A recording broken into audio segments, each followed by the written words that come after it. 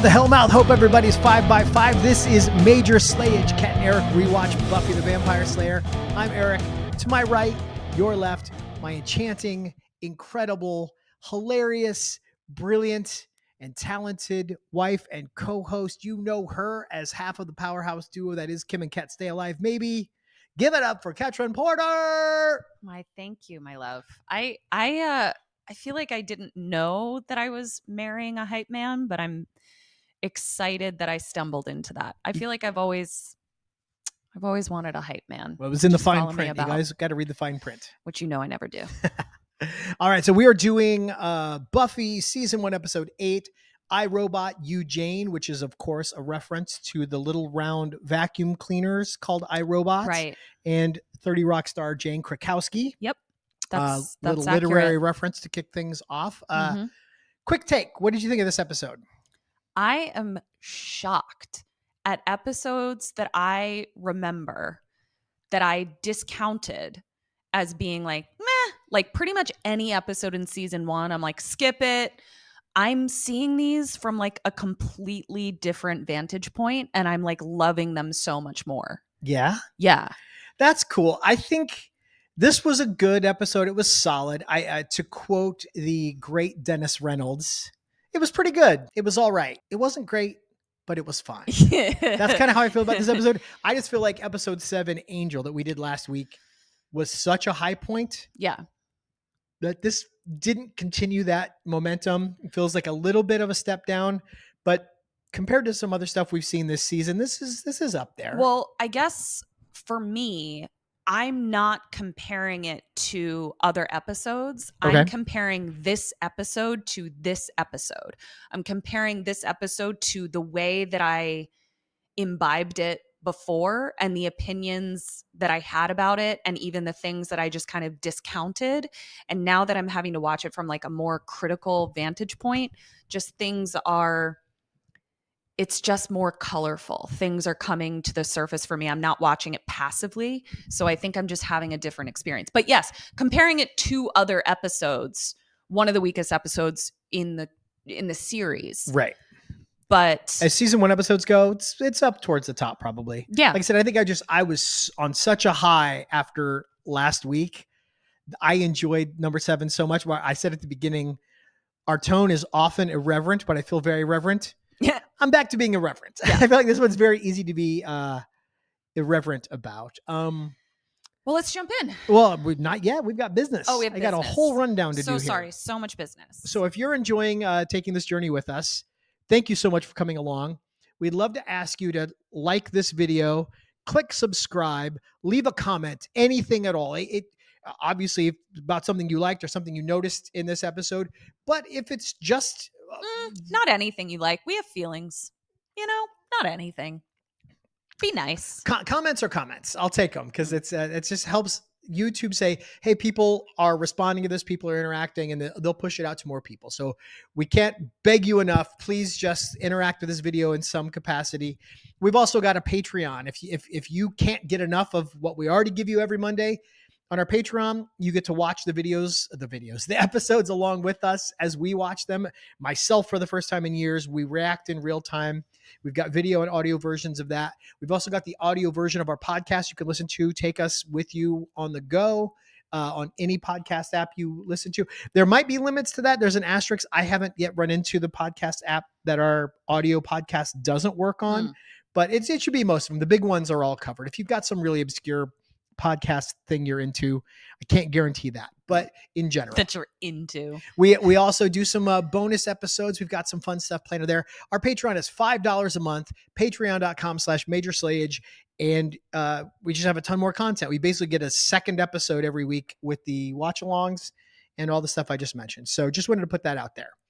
Time for some people's we've heard this is some people's favorite part of the show, weirdly, where we get to air marital grievances. I hand the floor to you. I'm handing the floor back to you. I always go first. I'm going to ask you to go first. I don't think it's always true. I actually didn't bring anything. I'm feeling all right today. We had a little mishap coming into recording today that I didn't know if that was going to be your that was grievance. More okay. I'll tell you what it is. Okay. Eric was a klutz, which is not out of the ordinary for him. It was fine. But I think your response to it was my grievance, in that, okay, he was spray painting the wall because there was a little piece. So yeah, I mean, we might as well just get into it. Yeah. So our tripod is not very sturdy. So when we set up the camera every time, we kind of have to adjust the frame a little bit to the set you see behind you is in our garage, and we've only got a certain portion of it painted black. We reposition the camera, and then we sometimes have to adjust our chairs to be in the right place for this. And I got it just about perfect. There's a little bit to this side where you could still see where the wall wasn't painted. And I thought, well, rather than fuck with the camera for another 10 minutes trying to get it just right, I'll just get the spray paint out and spray paint a little bit further to cover up the part that's not black. So but instead, he moved too quickly. He grabbed it by the cap instead of the bottle. He dropped it. The little spray thing came off. He tried to put it back on, and he tried to use it as a spray bottle, but instead it just poured black paint all over his hands. Fine. That sucks. I had all the empathy in the world. What a dum-dum. That stinks. Let me go find the paint thinner. My grievance was that the meltdown that happened afterwards of, like, obviously he had, like, you know, black paint in his nails and was like trying really hard to scrub it out. Here's how I would have done that. Oh, fuck, we got to start our episode. My nails are going to be kind of black. Hey guys, if you're wondering why my nails are kind of black, I was a fucking idiot and spilled a spray can. Okay, moving on. But it was like full meltdown. I think you're overselling the level of the meltdown, but let me explain. First of all, I didn't want to come on here with dirty fingernails because we're recording in high def, and I was hoping to actually avoid talking about this at all. So I kind of have blown that. Yeah. But I was like, oh, if I don't want to have to say why I have dirty fingernails. So I scrubbed it out. We got some paint thinner. Everything's good. But the reason I had an outsized emotional reaction to fucking up something right before we were ready to start recording was that I take a lot of pride in making this as easy for you to just walk on the set and sit down. And I've got all the tech lined up. I've got all of the things arranged so that you can literally just walk onto the set and be an actress and sit down and perform without having to worry about things. And so the idea that I put so much effort into getting us ready to rock, and then at the last second, I created a giant fucking mess that put us back about 25 minutes so that I could deal with it, upset me. And I was disappointed in myself that I had ruined this thing I had tried to prepare to make this as easy and pleasant, because you host another show. I produce that show, but my work on KK Sam is very minimal compared to the amount of time you have to put into it. So right now, and we're banking episodes because we're going to be traveling in June. So our schedule's hectic right now. We're packed pretty tight. So it wasn't so much me just having like an emotional outburst. It was like, I try very hard to create a low stress environment for you to walk in and perform. And I fucked that up.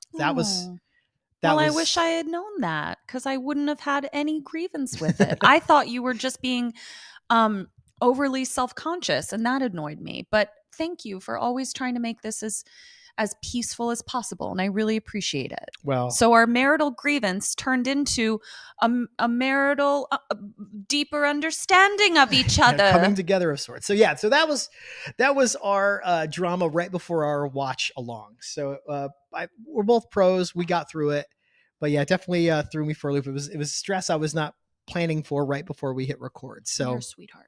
Oh, thank you. All right. Well, it brings us now to our spell. Yes. Spell. Okay. So we're just doing a real simple spell today. I was going to do it because we got a lot of technology here, and we're doing a whole fucking episode about an internet demon.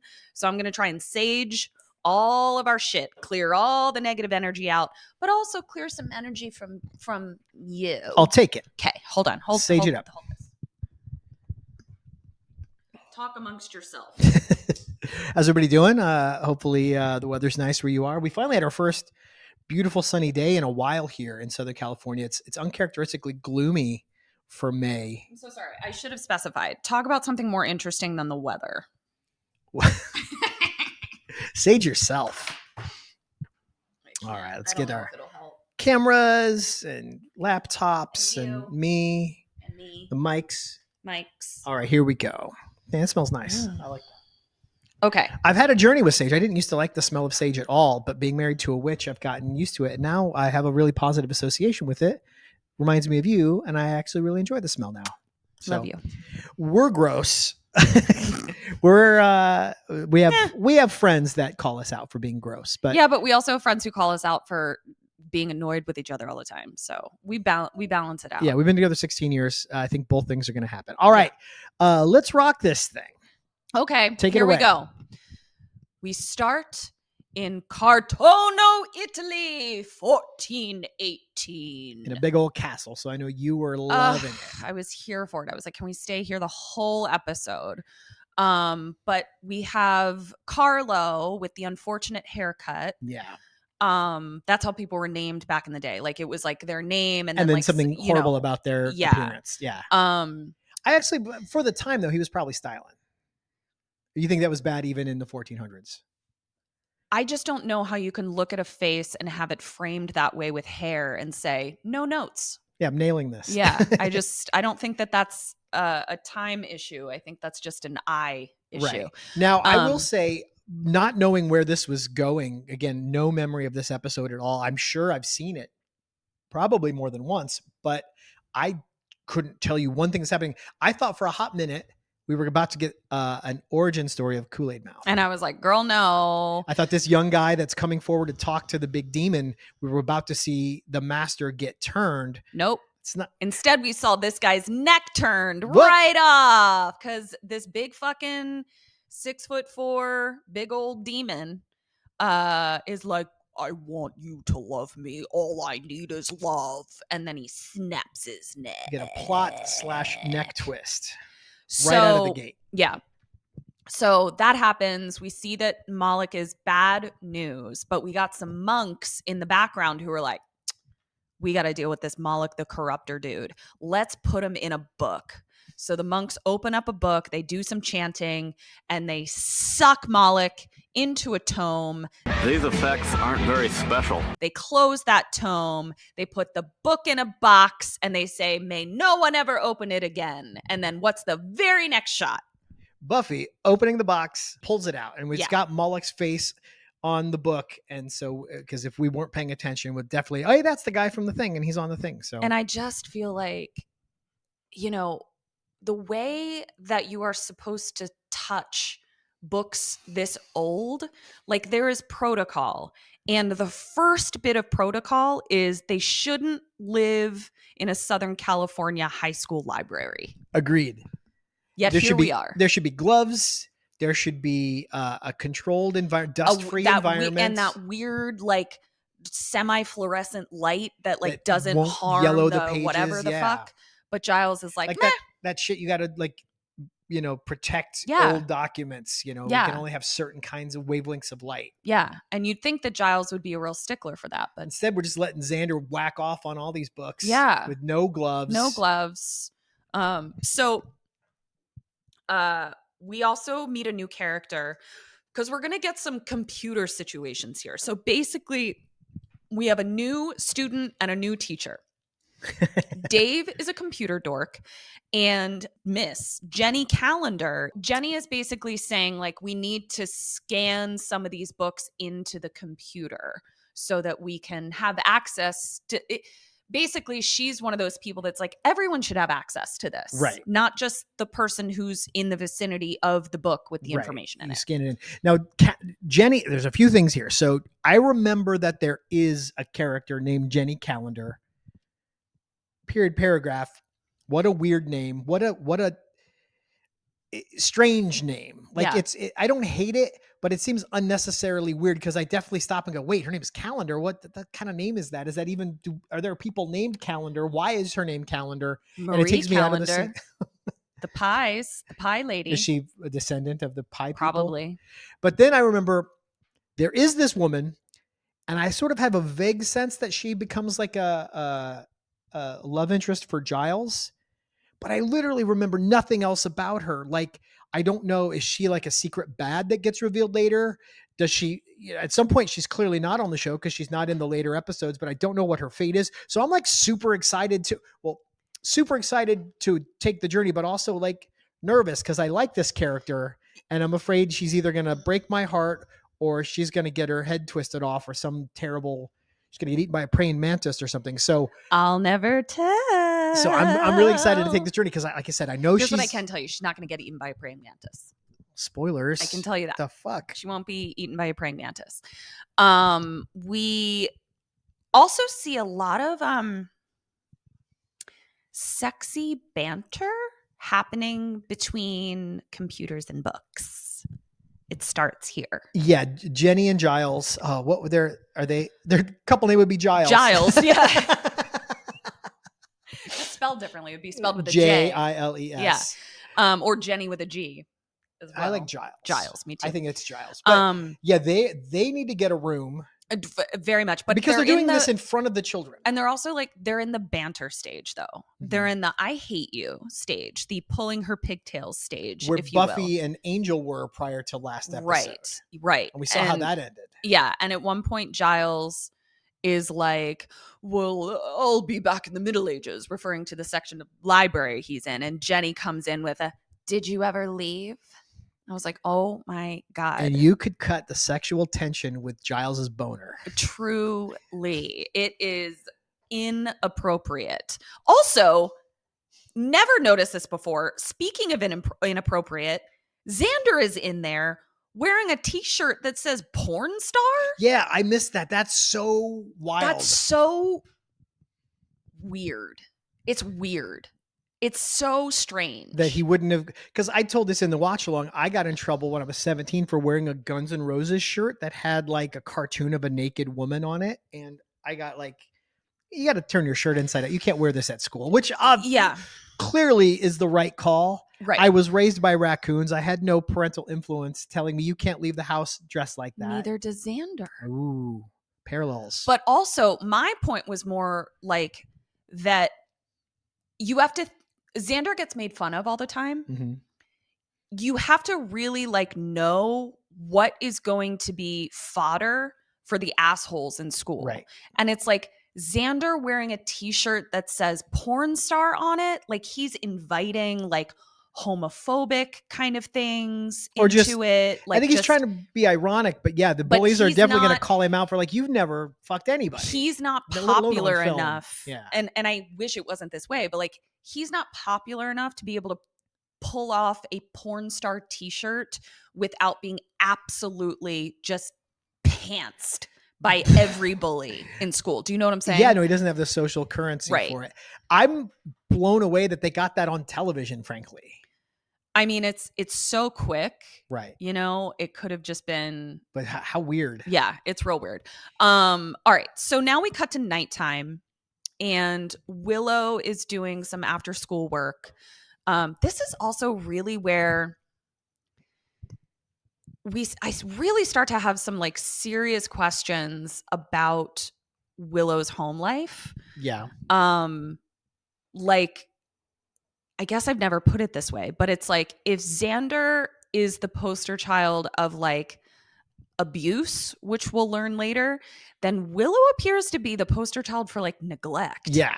Like her parents are just like very noticeably absent. Yeah. And we get a really explicit illustration of that. And because of what this is about, I mean, there was so much about this episode that I was just like, how prescient the themes in this are. Like the people that were working on this at the time could never have known like how accurate some of these scenarios were going to be in a way that just, I think that's probably why I like the episode so much, because there was a relevance to it. Yeah, because Giles sort of dragging his feet, being dragged against his will into the, at the time, 20th century, late 20th century with regard to technology is meant to make him look like a fuddy-duddy, a bit of a relic. But he seems like a very wise sage he describes our current era where we're all addicted to our phones. Yes.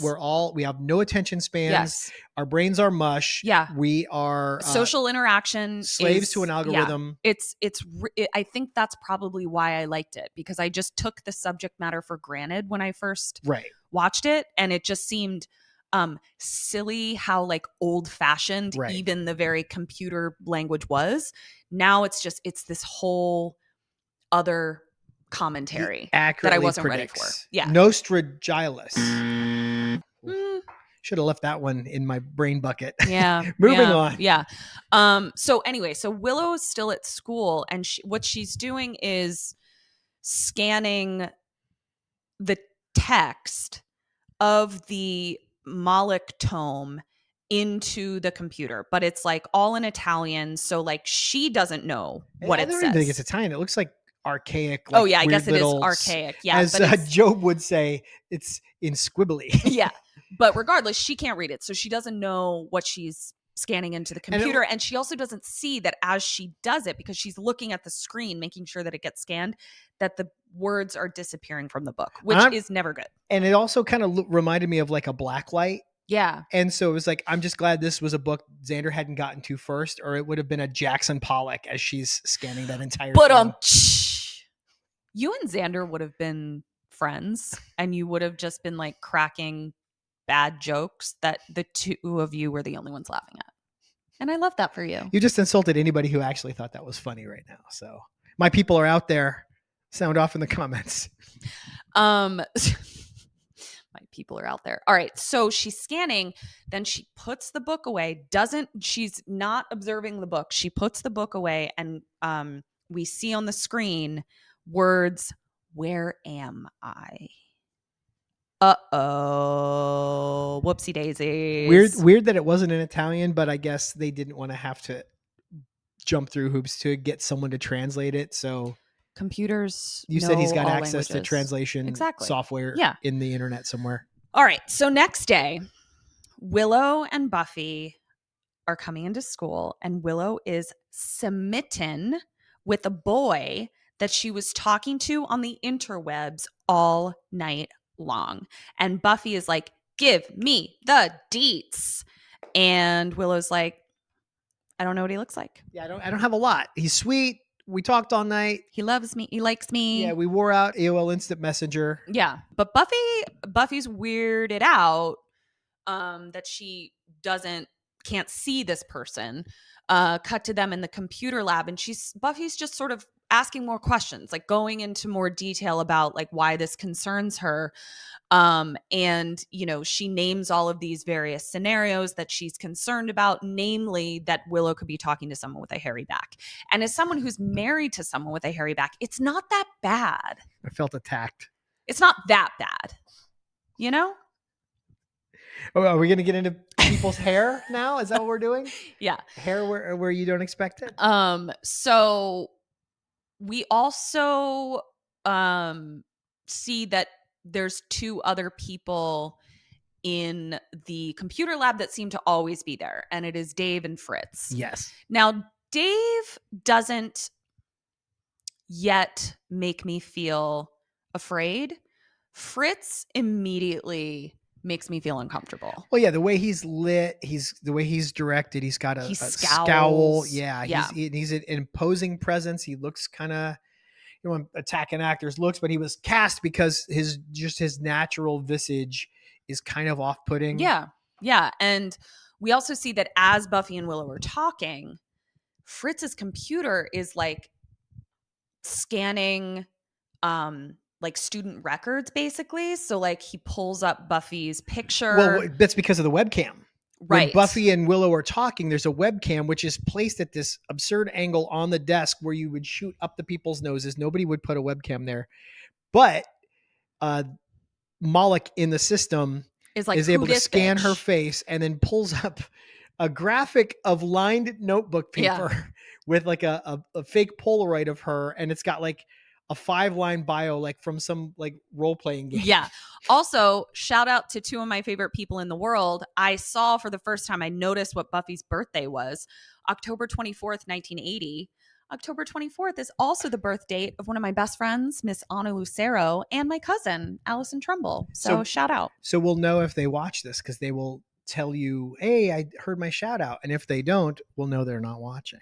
That's the test. I'm gonna put a specific message to each one, to everyone that I know, into every episode, and they won't know what episode it's going to happen. You have to watch them all. But I'll know. All right. So we know that Fritz is up to... and the robot, the Moloch, the demon in the computer says, watch her. Oh, watch her. Yes. Watch her. That job is taken. Watch her. Watch. Yeah. Got it. Okay. This was where Willow had the line. He doesn't talk like someone who has a hairy back. I don't think you talk like someone who has a hairy back. I don't. How would one talk to indicate a hairy back? I wouldn't be able to replicate it, but I would know. Or you feel like Tony Soprano, something like that. You go like, oh, this guy's probably got a hairy back. Yeah. Where's the gabagool? Yeah. Christopher. So, why is it the funniest when him saying Christopher is like the funniest part of the Christopher? It's so funny. Maybe we should do a watch along of every Sopranos episode next. All right. So Jenny Calendar comes in, and I love this outfit. She was so fucking cool. That one of those, like, she's wearing kind of like one of those Magic Eye shirts that I've made fun of previously, but she pulls it off. Yeah. In a way that I'm super into. And she's got like this cute little like bob and like crimped hair. Like, I was just really here for it. She's stunning. And we're going to talk about her outfits later beautiful. In the show. Guarantee.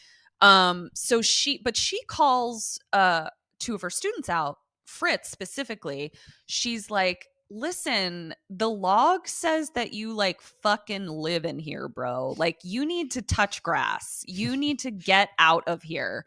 And Fritz is like, no, this is my place to be. And then we see he's working on a new project, and she's like, well, hopefully it'll impress me. And he says, you'll die. Mwah-ha-ha-ha-ha. He may as well laugh like that.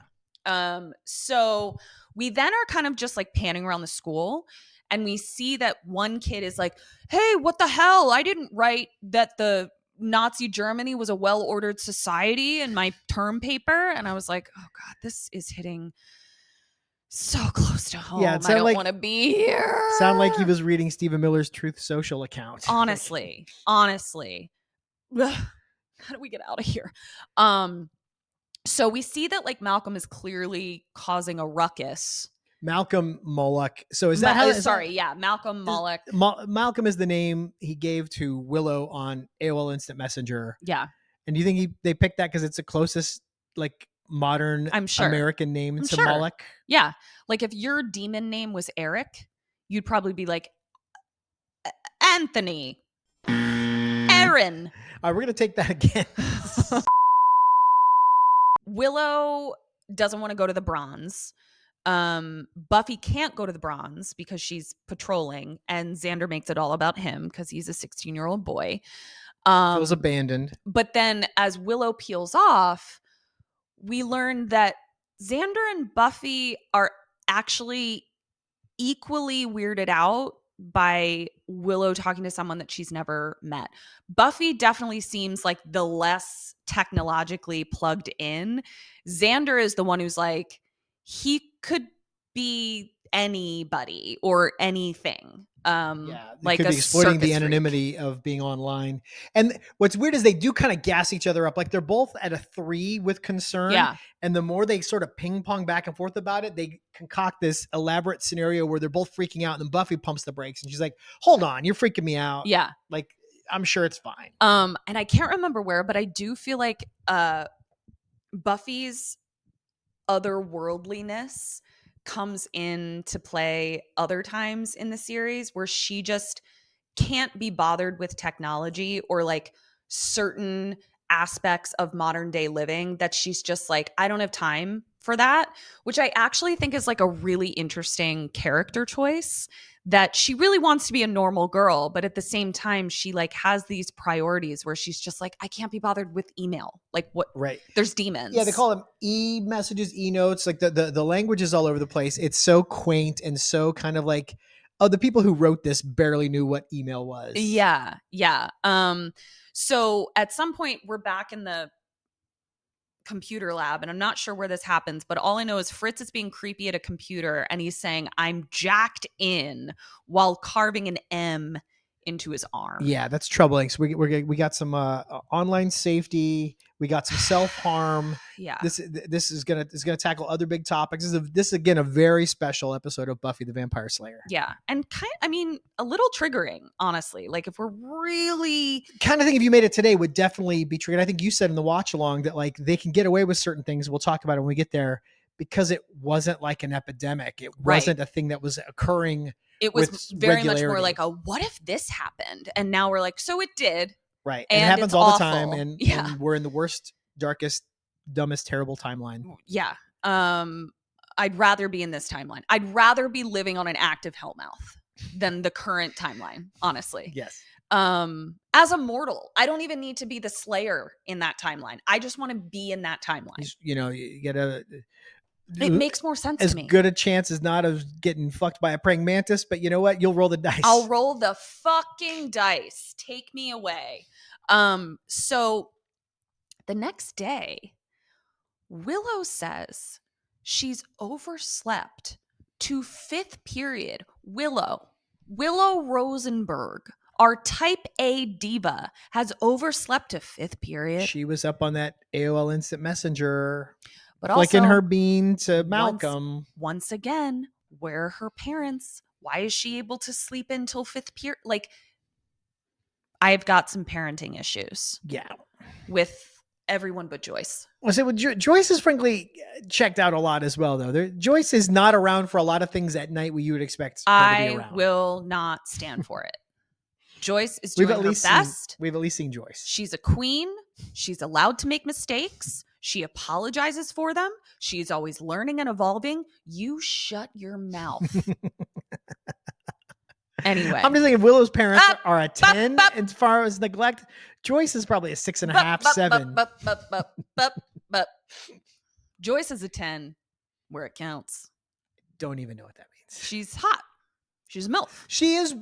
We talked about this in one of the watch longs. I don't know if we got to it on the episode seen or Joyce not. in this episode. We're just no, but I've seen her in my life.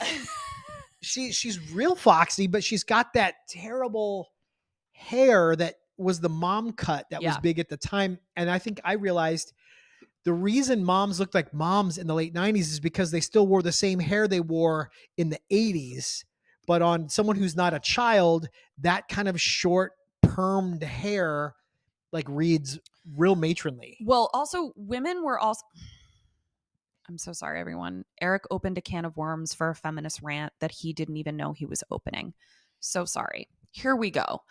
One of the other issues was, I'm sure that you all remember that, like, if you were a mom, chances are you had short hair that did not touch your shoulders most of the time. I'm sure you could name 10 adults at that time that had exactly that hair that I'm talking about. One of the in things, the world? No, that they knew. Oh, like in your life. Yeah. Okay.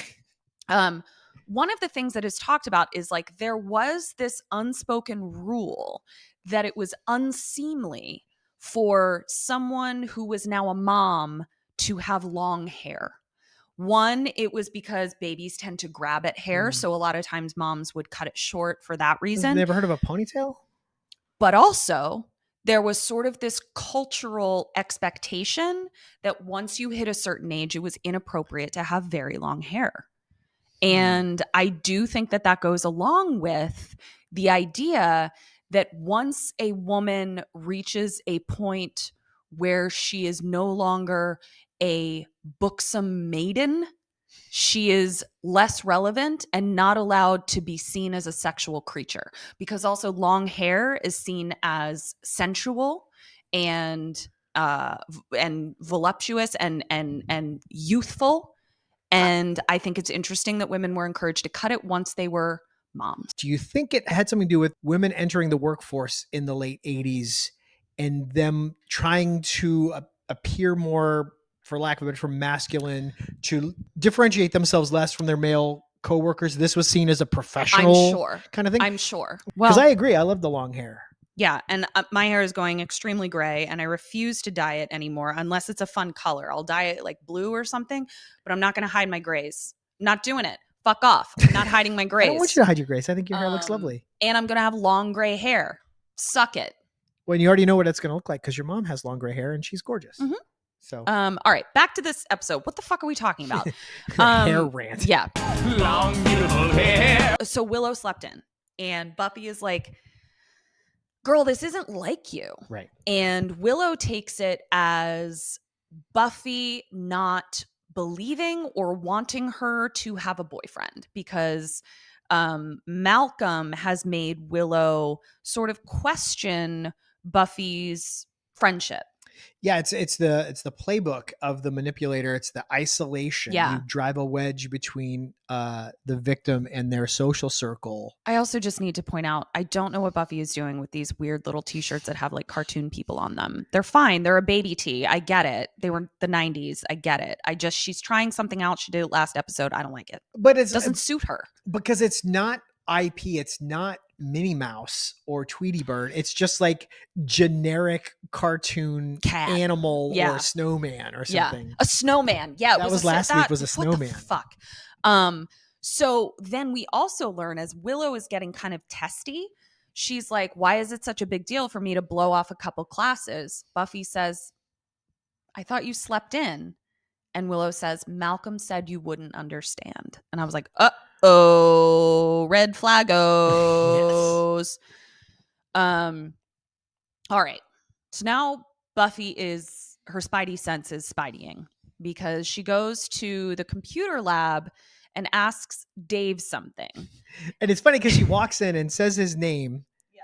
And he doesn't hear it first, and then she repeats it, and he gets all jostled, and like you could imagine him just like reaching up to like close all his browser windows real quick. Like was that a familiar experience for you? Well, my mom had a very particular gait because she wore a leg brace, so she never snuck up. I could kind of hear her coming. So if you got real good at closing browsers, if I heard it down the hall, I knew how to GTFO before she showed up at my door. So also a very quaint way for Buffy to say, if someone emailed me, could I trace the letter? She says. And I was like, bless her heart. Bless her heart. And Dave is like, IP address. We hear IP address. I can find the IP address. And when Buffy mentions Willow, Dave is suddenly like, leave her alone. No. Leave Willow alone. Yeah. And Fritz is also there just looking all menacing. So Willow appears to be part of some plan that Fritz and Dave are also a part of somehow. So yeah. And it's not looking good. Not looking good. Because honestly, if Malcolm wasn't a demon, I'd still be like, this guy is bad news, though. He may as well be a demon. Right. Let's say he's just, trying to traffic you as a mortal human. Also bad. Also bad news. And unfortunately, you can't vanquish humans. You can vanquish demons. I wish we could, but we can't. So now Buffy goes to talk to Giles about everybody being fucking weird. And Giles is like, I don't know, man. Computers are weird. Kids are weird. I'm not hearing anything that I can help with. Doesn't have to do with old books or demons or anything. Yeah, he even goes like, if it was a troll, maybe I'd be of some use. And I was like, it's an internet troll. So Buffy says, all right, fine. I'm going to tail Dave. And Xander says, me toi. Me too? Me too. He doesn't go with her right then. That's later. He doesn't? Oh, yeah, I guess she does. I guess he doesn't. Yeah, because she gets all dressed up she's about to do some spy work. So to try and blend in and not be noticed, she dresses like Carmen Sandiego. Yeah. In the most obvious, I'm a spy outfit with giant sunglasses you could imagine. But sort of like if Carmen Sandiego and Carmela Soprano had a kid. Like that's sort of what she's dressing like, honestly. And so she might as well just have a t-shirt on that says espionage. Like it's very obvious. Right. So she tails Dave and he ends up at some warehouse where he's making some sort of delivery or talking to computery people. It's very suspicious. And the music lets you know, because it's definitely like, it's like the music from Knight Rider when he's investigating something. It's like, don't. Yeah, it's weird. We then see that Buffy is picked up on a security camera, and that security camera is being watched by the Fritz. computer demon, who is being watched by Fritz. And Fritz is told that Buffy is too close and that he should kill her. To which Fritz says, party. Back with Xander and Giles and Buffy in the library, Buffy's like, I don't know what the fuck Dave was doing, but he was at some fucking warehouse that's all closed up. Suspicious as shit. Xander is like, oh, I know that fucking place. It was the biggest employer in Sunnydale. It's a big computery type warehouse thing.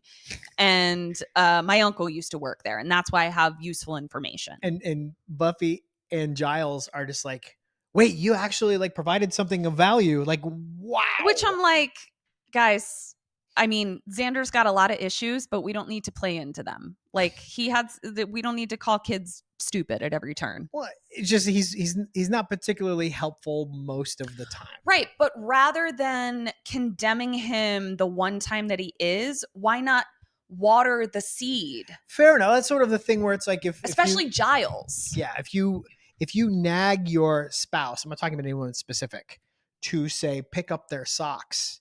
And then the one time they pick up their socks, you're super sarcastic about it. You're like, wow, oh my God, is it my birthday? You picked up your socks. Like, it's not sending the message to reinforce the behavior you want. If they're Xander shows up and does something value, again, this is a hypothetical. I'm not talking about anyone in particular. Sure. But if they want Xander to continue to be useful, a little more honey, a little less vinegar. So in this scenario, wouldn't it be easier if the anonymous example person just picked up their fucking socks? Wouldn't that just be easier? I think the easiest thing would be the person that's bothered by the socks just pick them up. Picking up socks takes 2 seconds. You can have a 10-minute fight about socks. But like also, how much of your life do you want to spend talking about socks? But also, why are we just going to walk around on a pile of socks? Why not put socks where socks go? I don't want to exist on a pile of socks. I don't want to sit on a pile of matches. That's all I'm saying. Again, hypothetical. All right, moving on. So we're going to have to, I'll tag this in the timeline as Marital Grievances Part 2. This is where Xander is going to break into the warehouse because Giles is of no help. He's just like, I don't know, sounds pretty computery to me. So they're going to go break in.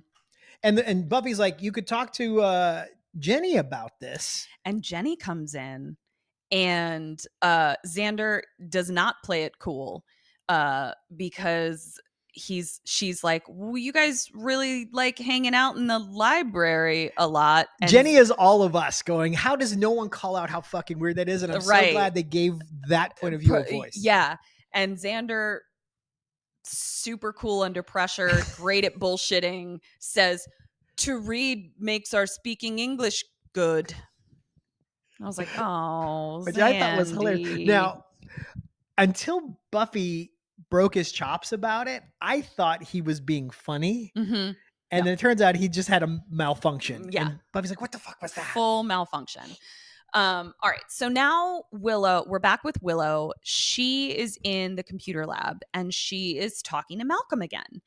And I was really worried about Willow until this scene because I really feel like in the grand scheme of sort of being manipulated at the age that she is over the internet by, a boy that likes her when Willow often feels unrequited, she got suspicious of Malcolm pretty quickly. And I will say this reinforced what we saw with her in the episode a couple weeks ago. Hyena Boys are back in town when Xander's locked up in the cage and he's trying to gaslight her into letting him out. She's a step ahead the whole time. Really is. She doesn't really fall for it. Yeah. And we saw that lives in her still. So even though she's still sprung and she still wants to believe it, the conversation makes her uncomfortable. And she's like, yeah, I gotta go.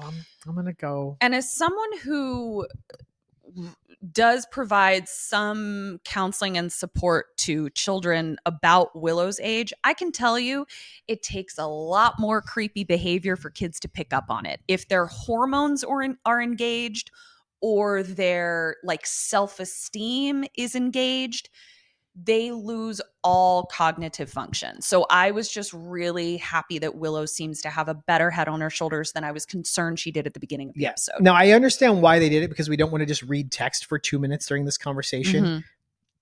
But it was giving Sex and the City or Doogie Howser when she's like kind of narrating her conversation online. Yeah. It's a common belief that a relationship without pain is a relationship not worth having. And I think we we hear get a a voice computer back. voice, Yeah. which is it kind of reminded me of Hal from 2001. Yeah. I think you know what the problem is just as well as I do. There's a lot of references popping around. There's a lot of things there, but it was just sort of like, yeah, we don't want to just read text for 2 minutes while these guys talk. Right. So we forgave it. So the reason that Willow gets suspicious is because not only does Malcolm seem to know things about Buffy that Willow does not recall telling him, but he's also like shit talking Buffy. Like she's picking up on the isolation tactics that Malcolm is using, and her loyalty to her friends is really admirable, you know? She's like, you can't trust Buffy. She's a delinquent. She got kicked out of her school for starting trouble. and Willow's Willow's like, I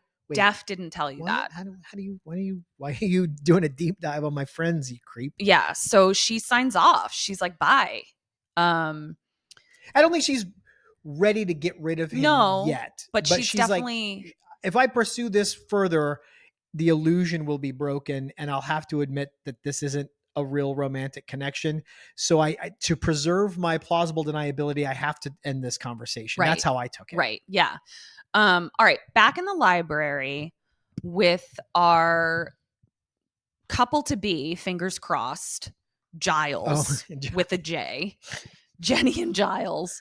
So basically, this is, I think, where Giles is like, I don't want people to be manipulated by tech, which is, Again, he's a sage. He's a visionary. Yeah. He saw it coming 30 years down the pike. He knew where we'd wind up, and we didn't listen yeah. at our peril. Yeah.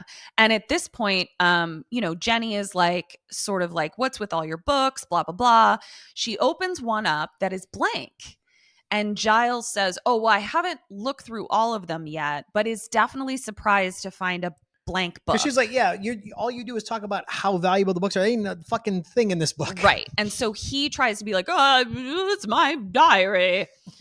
And it's the book that Moloch had been in. Yeah, but he's like clearly distracted. And so at one point is just like, well, it was so nice talking to you. And Jenny's like, we were fighting. And he says, let's do it again sometime. Now, what's funny here is like clearly they're bickering, and it's all this. It's all foreplay. It's all flirting. Sure. It's all a run up to these two tearing each other's clothes off.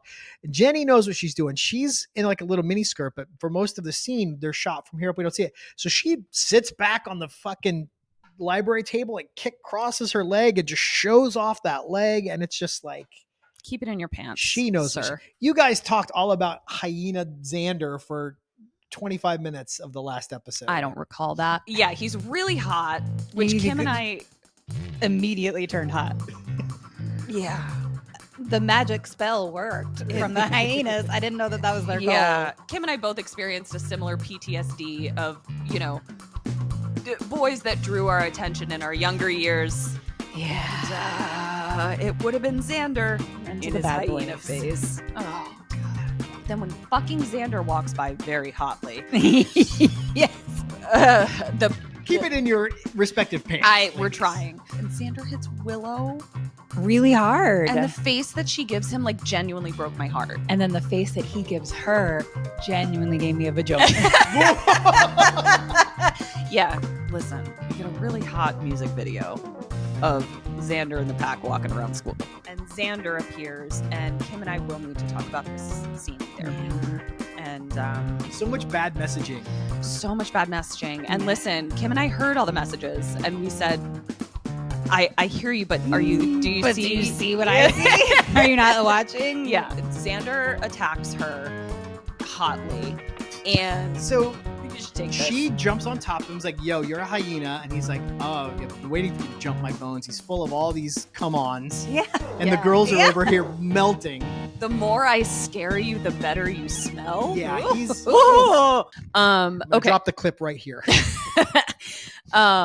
So we now cut to people mulling about school, and we hear just some droppings of what Moloch is doing. He erased that some kid is allergic to penicillin, and so the nurse presumably fucked some kid up bad.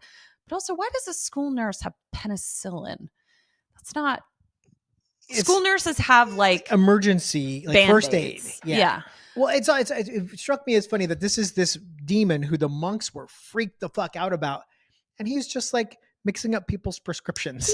He's just seeing what he can do. He's new to this internet world. He's just taking a tour, seeing what he can do. He's just doing sort of Ferris Bueller level shenanigans right now. Well, he's not gonna blow his load right off the bat. Is that the phrase? Shoot his wad. Shoot his wad. Which means the same thing, but yeah, I don't like any of it. He's not going to bust a nut. But Dave comes up to Buffy at this point and is like, Willow is looking for you in the girls' locker room. And he's about that subtle. Well, he steeps it in. Hey, sorry, I was being weird before. Like he softens her up first. Yeah. And then, So Buffy goes into the locker room. The creepiest, darkest, weirdest locker room in television history. Why can we not get a light bulb in this fucking thing? Yeah. And we see that Fritz is lurking in the darkness and he turns a shower on and Buffy comes in looking for Willow. We then see that there's an exposed wire and the water is creeping towards it. Guess what happens? You get electrocuted if that happens. Buffy does in fact get electrocuted. She's trying to leave at the last second because Dave comes in. Yeah. Oh, right. Dave is Dave's like, Buffy, just kidding. I want to save you. And so she kind of gets wise to it right at the last second, right as the water hits. She's about to leave. She does get kind of thrown. I think it's a half jump, half throw, but she's definitely like gets a little bit of a jolt. Yeah. Like if she wasn't a Slayer, she'd be fucked up, which Giles points out later. I think her shoes would have offered more protection. Yeah, than that rubber situation. I was confused by I don't really know works, how rubber works, but I know that if you're in a thunderstorm, it's good to be in a car because the rubber tires. Will keep you from being grounded. But yeah, I don't know. I'm not a shoe. I'm not a cobbler. Shoe scientist or an electricity scientist. No, I'm none of these. None of those things. So I'll leave it to the Poindexter who hangs out in the library. Yeah. So, but this was too much for Dave. Dave is like, I don't like this. I don't want to kill people.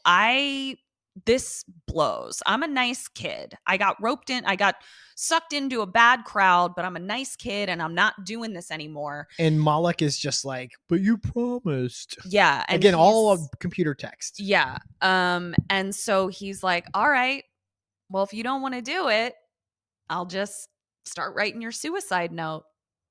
And I really thought this was just an intimidation tactic where Dave would go, okay, stop. I'll be on your side. Yeah. No, but he finishes the letter. Yeah. Love Dave. Fritz is also watching in the wings menacingly. Fritz is all in. Like Fritz is like, creepy computer demon. What do you need? I'm your guy. So I wrote Xander and Giles, so I can only assume that is just 3 of them, but I've combined Buffy with both of their names. You've created some kind of weird love triangle between Xander, Buffy, and Giles. Xander and Giles are trying to figure out, why Dave would try to kill Buffy. Giles then pulls out the blank tome and looks at the cover and is somehow figured out, I can't remember how, but he figures out that it's Moloch the Corruptor. But they still haven't figured out that he's like in the computer. They just know he's no longer in the book. Until Buffy realizes that he was scanned in. Because Giles says, you can't release Moloch unless it's read aloud. And she's like, well, it wasn't read aloud, but it was sort of read aloud into the computer. And so putting it together. Yeah. And so they're like, let's just delete the file. I'm sure this ancient tome that Willow was scanning, she must have just saved it in a folder on the desktop called Willow. So we'll just try deleting that. That obviously doesn't work. Moloch actually shows up on the screen and is like, I'm here, bitch. So they're like, fuck, we got to go find Willow. She's in danger because she's clearly been talking to this demon motherfucker. So Buffy goes to the computer room first to find her, and does something that really irritates me, where it's like, you look into, if I was standing at that door and I wanted to know if you were in here. I would just have to stand at that door You can and see the whether whole room, I can see the and whole you can room. just do one of these if the room's big enough. Right. You don't walk in micro focused on just one corner and then kind of walk with your back to the thing you're trying to find and maneuver around. So not only does Buffy not see Willow, she also doesn't see that there is a fucking body just swinging, hanging from the ceiling. And again, I was just like, this is dark. And I can only presume that in 1997, they're going, wouldn't it be fucking dark if like the internet made a kid kill themselves? Right. And this was not cut a thing to it happening all the fucking time. Right. Now you would need trigger warnings to put this in a show that's not specifically about this issue. You wouldn't use this as a plot point today because it's just too fucking real. Yeah. And would be way too triggering to too many people who've lost someone in this way. Yeah. But for a show that's supposed to be scary and supposed to be horror, like it worked. Yeah, totally.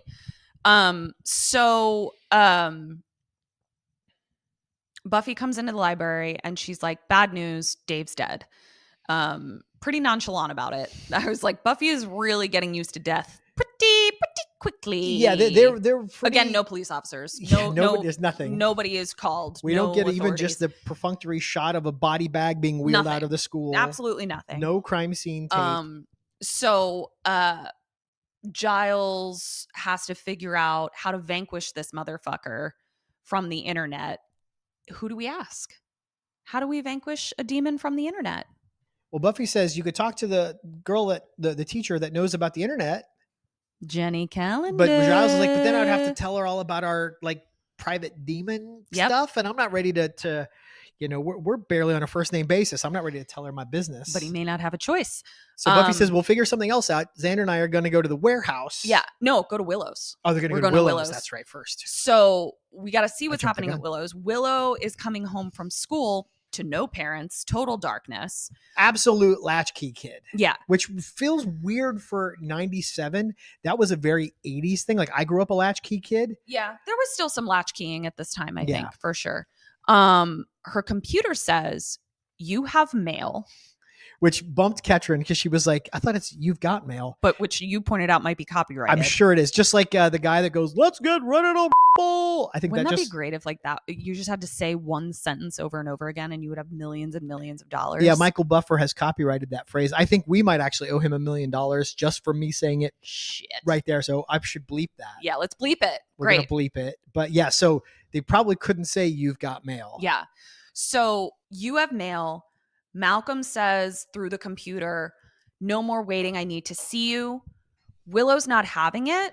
She fucking turns the computer off. It turns back on. And she has another electronic mail notification. But at that point, the doorbell rings. So she goes downstairs.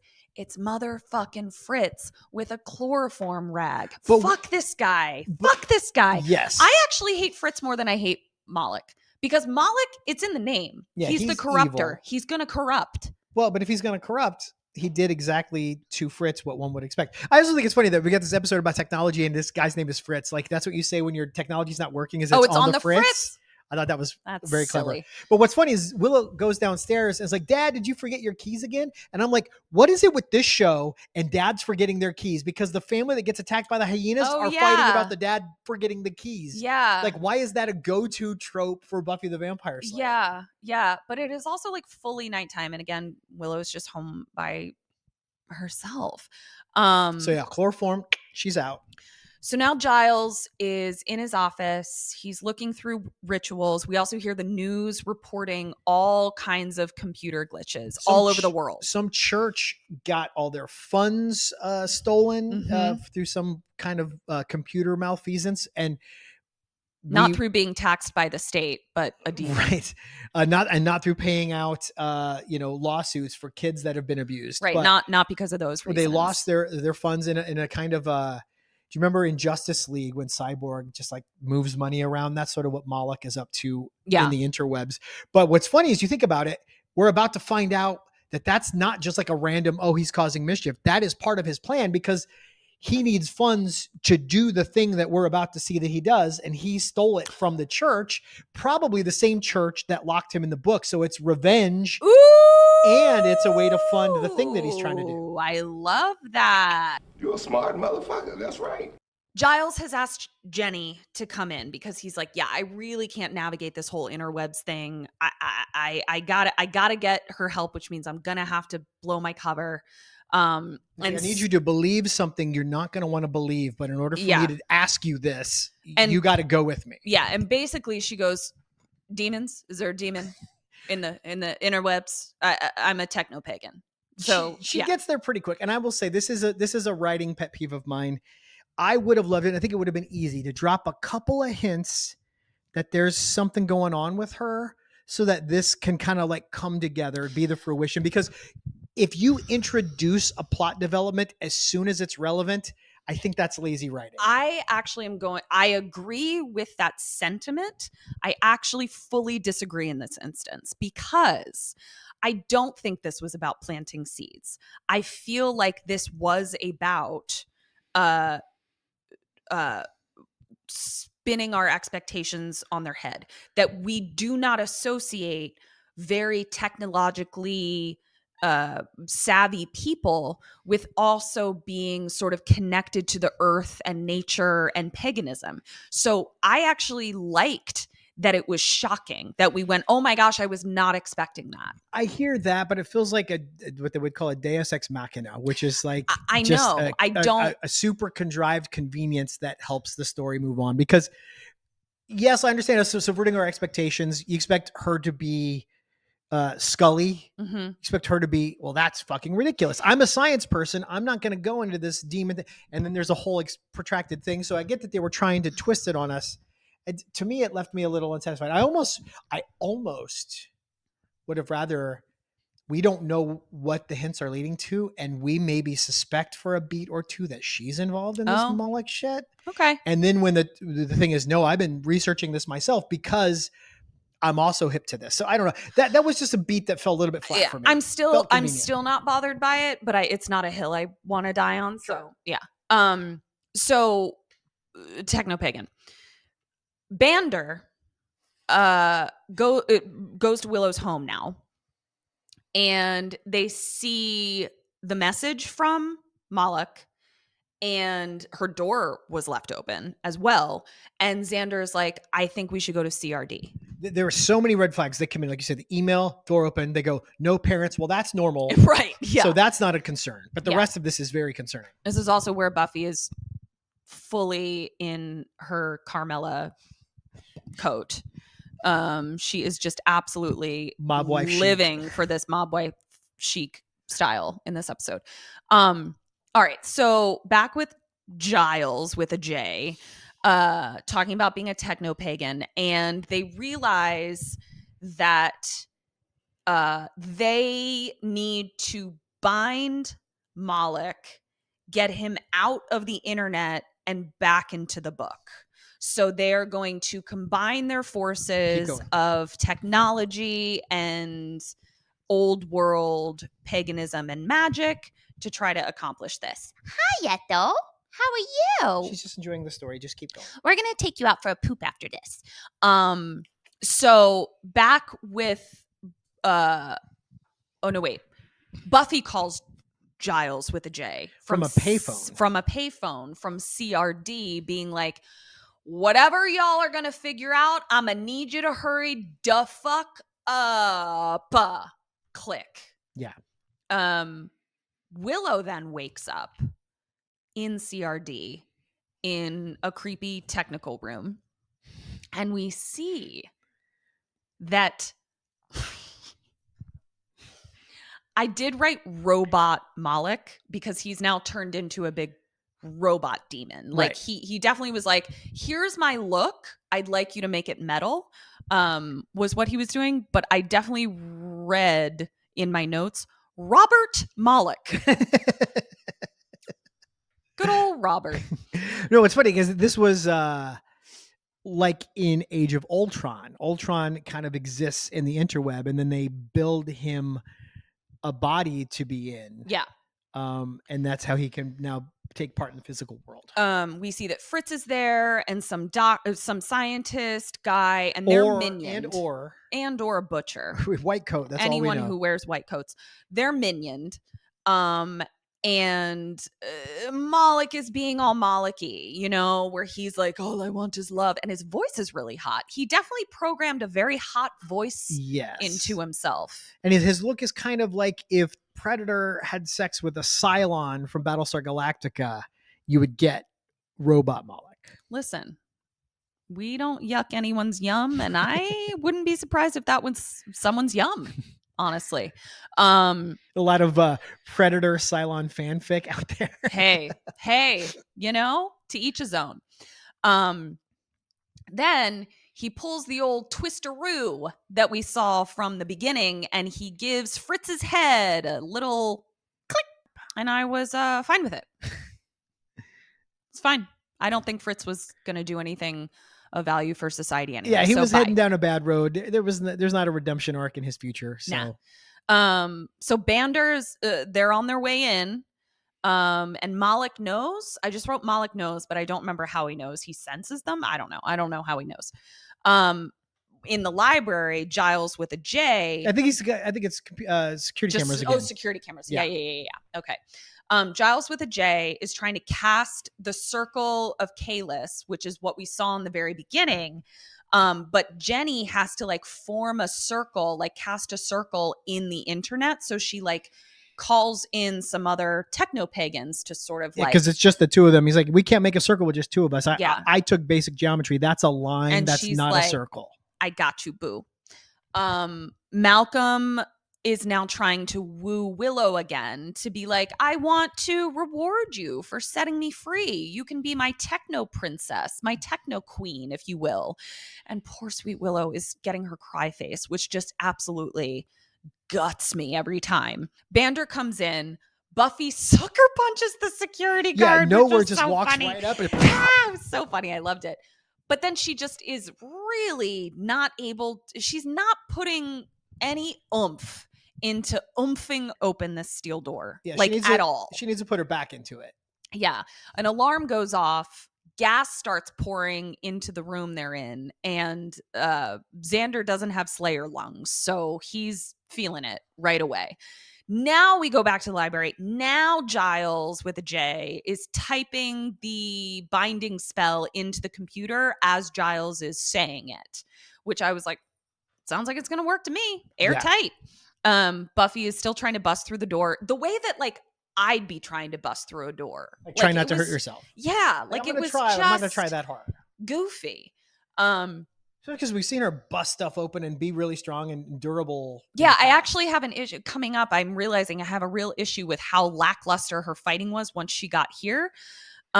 Because they tried to give Willow a moment, but in giving Willow a moment, we took a moment away from Buffy that sort of wasn't in character, and I didn't like it. And I'll tell you when I get there. So Willow is crying. As Moloch continues to try to convince her to be his internet queen. Xander's passing out. Buffy is barely trying to break down a door. Buffy finally makes it in. She sees Moloch. She kicks him. Clang! Bounces off of him, goes right down. Yeah. He just tanks the hit, is not phased. Made of metal. And just as the spell begins to work, he's sort of like, whoop, whoop, whoop, whoop, whoop. What's going on? Xander gets a good punch in to the doctor. And much like David Boreanaz, Nicholas Brendan can sell a punch. Well, we saw a hint of that in the dream sequence at the beginning of Teacher's Pet when he's being super suave and very capable, and he dusts a vamp. Like, he could do action movie stuff. Like, he sells it he's very convincing as the nerdy, incel, quippy, high school age Chandler Bing. But when he has to do action stuff, he's actually quite competent. Yeah, great. So back in the library, Ripper, he is the one who finishes that casting. And listen, I think Jenny saw it too. Yeah. Well, she definitely saw Giles shouting, "Come." Demon, come! I command you, demon, come! Do not come. We all saw that. And listen, it was not Rupert Giles who screamed that. That was Ripper. That was Ripper who screamed that. Yeah, it was, you know, I don't, listen, I get what Jenny sees. Thank you. So he's bound, the computer is smoking, but then they open the book. There ain't no words in that book. And they're like, fuck. Well, turns out what they did was they bound Moloch into his own robot body. So like better, but not great. Not great. It was pretty good. It was all right. It wasn't great, but it was fine. Eric quotes that 100 times a day. It's always relevant, but he does quote it 100 times. It's one of the most useful phrases I've ever met, especially when I'm kind of unsatisfied with everything. Yeah. So he has no access to the internet. He's locked in the robot body. And we learned this because he Kool-Aid Mans through the wall. Oh, yeah. It was awesome. And he's trapped in his shell. Buffy is really fucking neutered in this scene in a way that I found to be distractingly out of character. She is so damsel in distressy up against that wall once Moloch knocks her down. It bothered me. I didn't like it, and I know why they did it. They did it because they needed Willow to come in with that fire extinguisher and get some hits in because, you know, she was the one that Moloch abused. Right. She's got some righteous anger. I just wish that there was a different way that they had done that rather than just having Buffy on the ground like, please don't hurt me. Like, it just was not. Knock her out at least. Make her unconscious. I guess, I could see the argument there. I think Buffy was just realizing, I'm not punching my way out of this. I tried to kick him and it didn't phase him, and that's the best I have. Me kicking him 5 more times isn't going to accomplish anything. I didn't buy it. I don't buy it. Okay. I think she's one thing that Buffy and Summers is, and also something that I think a Slayer probably is relentless. Like, you have to have a relentlessness to be like fighting evil. But is there a wisdom in picking your spots? Because the way she finally ends up defeating him is something we've seen Buffy do before. That's true. I'm just saying, yes, I hear you. When we do our yearbook superlatives and it was time to pick a move, there were precious few moves in this entire episode. But Buffy not a lot of fighting. Okay. So Willow definitely distracts Moloch enough to sort of give Buffy a chance to stand up. She then clocks a circuit board, like electrical box behind her, and tempts Moloch to give a death blow. So when he does, he punches the electrical box. All of his fucking metal and science makes him blow up and electrocute and he die. Blows his top. Yay. Hooray. Done. Poor Willow. Her first boyfriend was an abusive robot from the 1400s. That sucks. All right. So now Giles with a J is in the computer lab. And it is very flirty wordy. And I did get to the bottom of. Yeah, there's some weird flirting in here that as I was watching the watch along, okay, I was like, what does that even mean? Are you ready for me to explain it to you very easily? But it should have been a better visual cue, because he hands her an earring that she left in the library.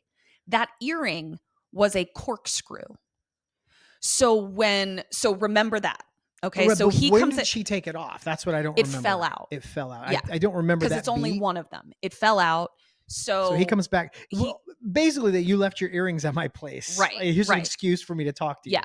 So he hands that to her. Then they have flirty wordy where Giles is just talking about how sexy he feels about books, and Jenny is into it. It's working. It's a really, really compelling, flowery, passionate speech. It made him very appealing and very intriguing, and it was working. Did.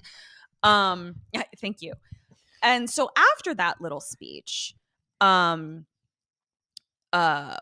Jenny says, you're not just something like you're not just a book boy or something like that. I don't remember what it was, but Giles's response is like, well, I don't dangle a corkscrew from my ear, but okay. So corkscrew from meaning like that was the earring that she had.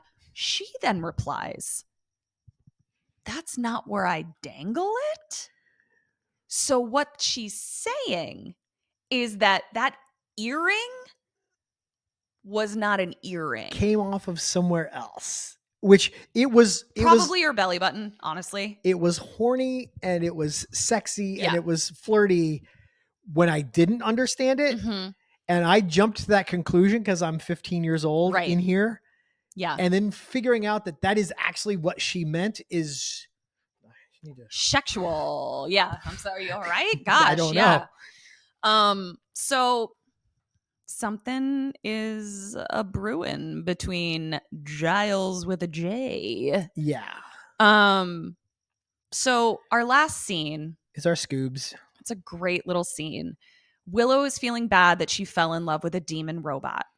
Buffy says, you don't need to feel bad. I fell in love with a vampire. And Xander says, yeah, you really don't need to feel bad because I fell in love with a teacher who was also a giant praying mantis. Then they make a joke. We live on the Hellmouth. We're never going to have good relationships. We're doomed. And then it's almost as if they freeze frame on them. And then cut to black. It was great. It was a really fun beat to end on. I loved it. Oh, look at Ketryn in front of that light. Hi, sweetie girl. Nobody can see the things we're talking about. I know, but you just have to believe us that they're really cute. All right, superlatives. So yeah, we're going to meet, the yearbook committee is going to get together here. Yeah. So let's kick things off. Who is your most likely? Most likely, it's going to feel like I'm picking on him, but I think we have to be honest. I try to think of who is the most likely to get catfished. It's Xander. He is the most likely to get catfished. He was pretty hip to it when it was happening to Willow, because though. he sniffed was it out jealous. Right away. But when it's him, I mean, that's what you bring up an interesting point, because when he was invited over to Dr. Toboggan's house in The Many Loves of Dr. Toboggan, aka Teacher's Pet, Buffy tried to warn him, and he's like, oh, well, you don't want me to be happy. Someone's interested in me. And then Willow plays the same cards when Buffy's like, hey, maybe you don't know this internet stranger. And she's like, what, you don't want me to be happy? You're just mad someone's interested in me? Because if there's one thing Xander isn't, it's self-aware. Right. So that's a good one. I had most likely to have really intriguing intimate piercings, Jenny Calendar. Yeah. Who'd you have for best dressed? Best outfit was that Jenny Calendar with that crimped hair and that kind of 90s shirt she had on. Yeah. I was feeling it. I had a tie for best dressed. Jenny Calendar in the shirt you're talking about. And Jenny Calendar in her white polo leather jacket and mini skirt where she's showing Giles her legs. Jenny, double victor in my yearbook. It's dope. Who'd you have for worst dressed? These little cartoon tees that Buffy's trying out. Like we all tried things in high school. I tried to be the girl in the yellow hat. I tried to have that be a thing. Were you hanging out with Curious George? It was, well, to be fair, it was a yellow Abercrombie and Fitch distressed hat that I spent way too much money on. And I tried to be like, this is going to be my signature, this yellow Abercrombie and Fitch hat. Cut to all the teachers being like, we have a uniform. Take your fucking hat off. It lasted a day. A swing and a miss. Yeah. I had worst dressed Buffy trying to be incognito dressed like Carmen Sandiego. Yeah. Carmela Sandiego. Who'd you have for worst line? Worst line. The only reality is virtual. If you're not jacked in, you're not alive. Fuck that. Woof. Fuck that. So that was Fritz on the Fritz. I also had on the Fritz when Moloch tells him to kill Buffy and he goes, party. Yeah. Who'd you have for best line? The only reality is virtual. If you're not jacked in, you're not alive. Worst and best. Best and worst. There's no rules. There's nothing in the rule book that says a dog can't play basketball. So nope. I have a tie for best line. Okay. First up, Xander Harris when he's talking about who this Malcolm could be in reality, he says to Buffy, but I could also say I'm an elderly Dutch woman. That was funny. And then also best line, Xander Harris, to read makes our speaking English good. I love that line. Yeah, it was great.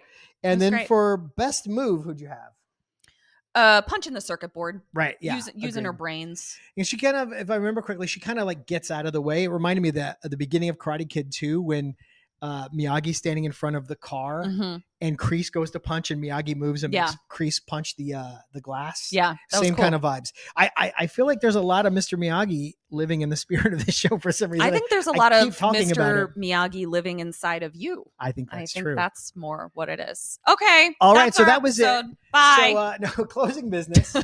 Check out our other show, Kim and Ket Stay Alive Maybe, co-hosted by her, produced by me, and Kim Burns, who guest hosted with us a couple weeks ago. It's everywhere you listen to podcasts. It's on social media at KKSam Podcast. If you want to follow this show on social media, we're at Major Slayage Pod on all of the things.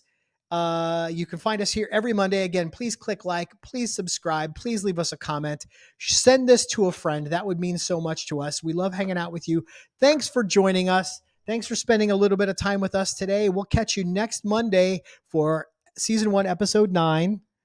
And until then, dust you later.